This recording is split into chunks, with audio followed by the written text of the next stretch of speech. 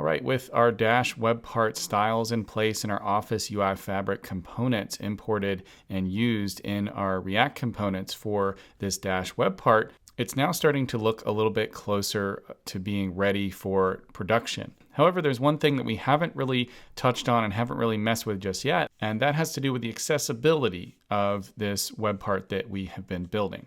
Now, in general, as far as web standards and accessibility goes, if you're using things like the Office UI Fabric, you're pretty much going to get some really good accessibility in there by default. You want to make sure that visually impaired users that are using screen readers can kind of tab through all the features inside of the web parts that you build, and you're following all those standards as you need. But the great news is that that's already been kind of accounted for in a lot of the stuff that we're using. So for example, all of our property pane controls that are here are built using those Office UI Fabric components. They're very accessible by default, and you kind of don't have to worry about that for the most part. Our button that we've used is accessible by default. Our loading message that pops up has an ARIA attribute on it that's going to announce that to visually impaired users and let them know that something is loading. And it's just, in general, you're just going to get a lot of that stuff baked in, which is very cool. But certainly any custom functionality that you build, you want to make sure that you're following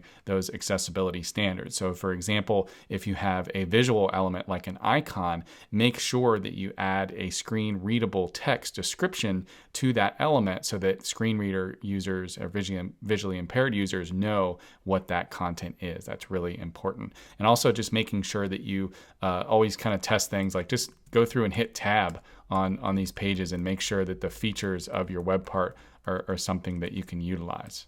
And also just in general, make sure that when you're building custom functionality that maybe doesn't use the Office UI Fabric, that you're using all those accessible modern web best standards, which is going to help you out in the long run. But also in terms of accessibility, we need to think about localization of this web part.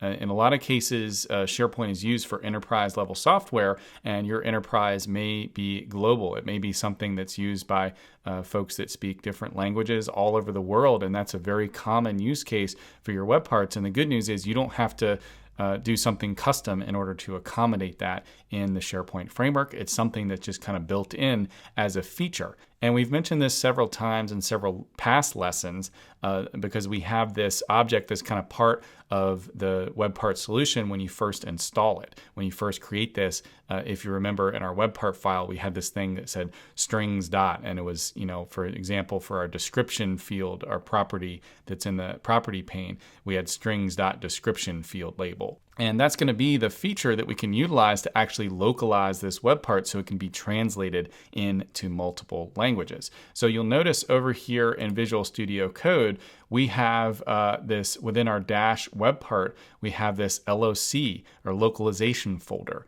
inside of that, and that contains a couple of files. First of all, you have a typing, which is this d.ts file. And this is describing the interface for the i-web part strings. And then it's declaring a module which you can then import into your files that has these strings in it. And within this interface, you'll see it has things like property pane description, basic group name, description field label. These are the ones that you just get by default, but you can create your own. And in general, what I do is I go through and I build out and I develop the web part and I make it work. Because while you're developing, you may find that the strings change pretty often. And I don't like to have to constantly go in and create a new entry in this interface and then go in and create a new translation for that in English before I can even just stick a string in to somewhere I need it. So I find it's a lot more efficient to wait until you're at this point where we're pretty close to done with this Dash web part. And now we kind of have solidified the strings that are going to be available in this web part. Let's just go through all of our components and our web part file, find all the places where we're using strings, and it's basically just going to be copy and paste from that point, which we can do it all at once in kind of one fell swoop. And you'll see once you've defined this interface, you basically just create for each translation of your web part, you're going to just kind of copy this enus file, which is just returning a JSON object, which is mapping each property in that interface to the English translation of that. And then that way, whenever you're building your web part, you can just reference strings.basic group name, and everywhere you reference that, it'll actually translate that into any language that you've done translations for. It's always going to default back to the ENUS, so that's the only one you get by default, but you could create other language files that are basically the same thing, but maybe you have French or Spanish or whatever in the value of each of these properties. The properties are the same everywhere, but the text on the right, the value of those properties changes for each language translation that you create. So we're going to do this now. We're going to set up both of these files. I'm going to drag them all up here. And right now, the only place where we're outputting strings is in our two React components and the -web part file itself. So what we'll do is we'll just kind of go through these and update our interface first of all. And then once we've done that, we'll go through and we'll update our English translation file itself. So I'm actually going to pull this over into a separate tab here. And let's actually start with our web part entry file. I'll drag that one over here. And you'll see at the top of this file, if we scroll down a little bit, it says import star as strings from -web part strings. So it's actually importing those strings from this file here, which is going to handle that translation for us. So everywhere that you utilize your string translations, you're going to need to make sure that you include this import star as strings from -web part strings. And now that this is imported, we have this strings variable that we can utilize everywhere where we would normally just output a string that the user can see. So if I scroll down a bit here, the only place in the web part entry file where we use strings is going to be down in our property pane. So you'll see there's a lot of areas down here where we have some kind of string to describe what's in that property pane. So let's just take this -settings that you see here. I will copy that. We will delete this and we'll replace it with strings dot property pane description. And now in our English translation file, we'll just paste the value that we had in there into here, and it's going to do the exact same thing it did before. It's just now pulling in a translation of that, which you can then translate into other languages. So now we have these basic group names and description field label. We don't actually need those because those were just created for us by default. So we'll go ahead and delete those from both of these files. And now let's continue to add other strings. So we have chart data. So we'll just call that strings.chart data. And that's going to be of type string. And then in our translation file, we can say chart data will be that. And it may actually be easier to just go ahead and build out this ENUS file, and we'll just copy and paste into here because all of these are just going to be strings in this case. So let's just work on this ENUS file, and then we'll update my strings afterwards. But let's come down, and we have another string here called list. So we'll just change that to strings.list.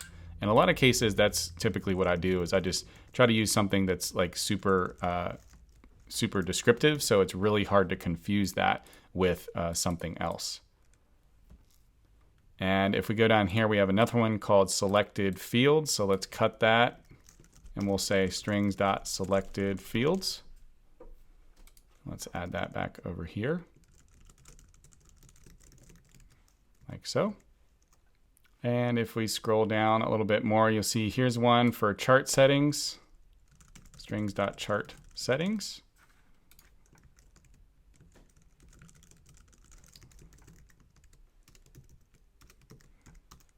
And you kind of get the idea. So we're going to speed it up and finish all these other strings here. So we have, chart type, bar, horizontal bar, all these text values that appear in this property pane.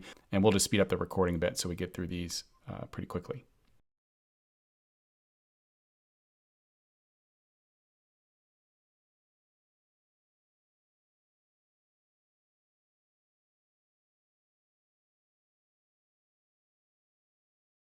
Okay, cool. So we did all of the strings inside of our -web part. I also like to sort these alphabetically, probably just me being crazy, but and then we'll take each one of these and we'll copy the index using multiple cursors, and then we can come back and very easily inside of this file, we'll simply paste those. And then again, we'll use multiple cursors to set each one of these to of type string. There we go. If we give both of those a save,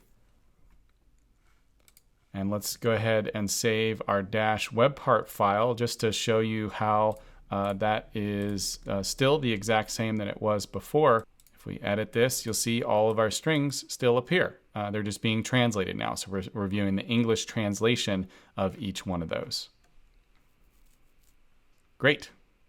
So let's continue to do this. We'll jump over into our dash component, and you'll see this one just has a single string, which is select a list to continue.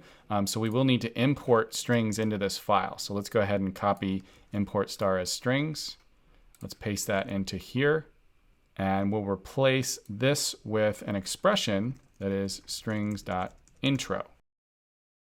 And we'll create that over here in our translation on the right.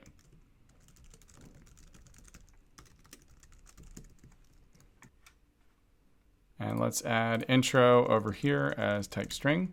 And let's copy our import star as strings from the dash component, and we'll come in and paste that into our chart, which is going to contain the last few strings that we need to add to our translation. So let's come down here into our render method, and you'll see, first of all, we have this loading chart data. So let's add a translation for that. And let's cut this out of here and paste it. And we will replace this with strings.loading chart data, like so. There's a couple more down here in our button. We have both a loading and a refresh. So let's add those. And then we'll replace these instances with strings.loading or strings.refresh. Great, and I think there's only one other one. We have an error message in a couple places where it says something went wrong, so let's create an error translation as well.